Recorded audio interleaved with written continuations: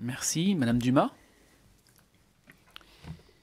Monsieur le Président, Monsieur le Conseiller Maître, moi je voulais vraiment vous remercier évidemment de porter cette idée du Centre national qui devrait être une évidence puisque quand on voit tous les autres secteurs, et puis aussi parce que c'est vraiment la culture au quotidien, la musique, et c'est celle tout le monde est exposé devant la musique. Elle rassemble, alors même qu'en plus elle a différentes esthétiques, mais elle rassemble.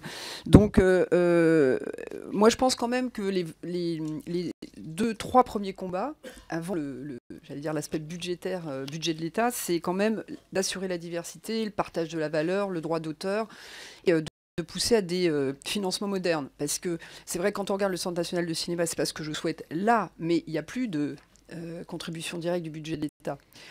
Et c'est la dynamique de l'institution, comme vous le rappeliez, qui l'a permis. Donc l'idée, c'est pas de supprimer, mais je veux dire, en gros, c'est parce que ça va exister qu'effectivement, il y aura une dynamique, et évidemment, l'État doit l'accompagner, mais je pense qu'il faut vraiment mener les autres combats, parce que toutes les aides sélectives, si la diversité, le droit d'auteur, le partage de valeur n'est pas assuré, franchement, ça sera un peu même gâcher l'argent.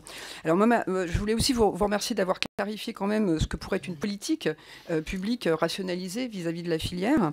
Et vous avez évoqué le fait que la musique offre le visage d'une économie mixte au sein de laquelle se distinguent deux secteurs, donc un important secteur qui repose sur la subvention publique et un secteur sur l'initiative privée. Les radios associatives, qui en fait existent aussi en région, elles peuvent être assez fortes en région et sur les campus universitaires, se situent entre ces deux modèles. Et elles se considèrent comme légitimes pour faire partie de la maison commune de la musique. Ces radios sont souvent un premier tremplin pour les talents émergents, mais outre leur versant musical, elles revendiquent aussi un réel versant éducatif et social, avec l'éducation aux médias d'un côté et l'éducation artistique et culturelle de l'autre.